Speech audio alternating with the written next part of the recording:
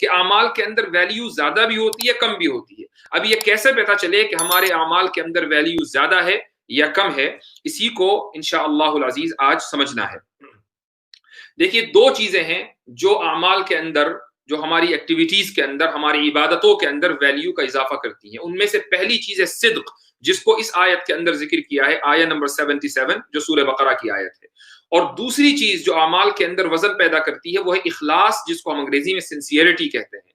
تو اگر کوئی ایک چیز بھی مسنگ ہے، مثلا کسی شخص کے اندر صدق ہے لیکن اخلاص نہیں ہے، یہ اخلاص ہے لیکن صدق نہیں ہے، اس کا مطلب یہ ہوا کہ اس کے اعمال کے اندر ویلیو نہیں ہے، اس کے اعمال کے اندر وزن نہیں ہے. آپ نے دیکھا ہوگا کہ بہت بڑی تعداد ایسی ہے لوگوں کی، میں صرف مسلمانوں کی بات نہیں کر رہا ہوں بلکہ غیر مسلموں میں بھی ایک بہت بڑی تعداد ایسی ہے کہ جو واقعی اپنے مالک اور اپنے خالق کی طرف پہنچنا چاہتے ہیں، وہ اس کے راستے پر چلنا چاہتے ہیں. بلکہ آپ نے دیکھا ہوگا کہ بہت سے لوگ جنگلوں میں جا کر آباد ہو جاتے ہیں، وہاں دن رات تپسیا کرتے ہیں، وہاں وہ دن رات دھیان لگاتے ہیں، وہ چاہتے ہیں کہ وہ اپنے مالک اور اپنے خالق کے قریب آ جائیں. تو ان کے یہاں سنسیئرٹی ہے، اس میں کوئی شک نہیں. اگر یہ اخلاص نہ ہوتا، سنسیئرٹی نہ ہوتی، تو وہ لوگ جنگلوں میں جا کر اس طرح اپنی زندگی نچھاور نہ کر دیتے. لیکن اس کے باوجود صدق نہیں ہے، اور صدق نہ ہونے کی وجہ سے وہ چاہے جتنی بھی محنت کر لیں اور جتنی بھی تپسیا کر لیں اور جتنا بھی وہ اپنے مالک اور خالق کے قریب ہونا چاہیں ہو جائیں، وہ قریب نہیں ہو سکتے. اس لیے کہ دونوں چیزوں کی ضرورت ہے.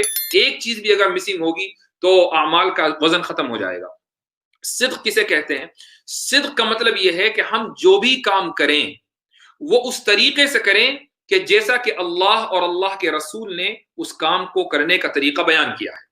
اگر ہم نے کوئی کام کیا اور اپنے طریقے پر کیا، اللہ کے اور اللہ کے رسول کے بتائے ہوئے طریقے پر وہ کام نہیں کیا، تو اس کا مطلب یہ ہوا کہ ہمارے کام کے اندر صدق نہیں ہے، ہمارے کام کے اندر سچائی نہیں ہے. ہو سکتا ہے کہ اخلاص ہو. میں نے ابھی مثال دی کہ اگر کوئی آدمی جنگل میں جا کر پورا دن کھڑا ہو، پوری رات کھڑا ہو، ایک ٹانگ کے اوپر کھڑا ہو اور وہ دھیان لگائے رکھے اپنے مالک اور خالق کی طرف، اخلاص ہے، اس میں کوئی شک نہیں. لیکن صدق نہیں ہے، اس لیے کہ یہ طریقہ اللہ اور اللہ کے رسول کا بتایا ہوا نہیں ہے.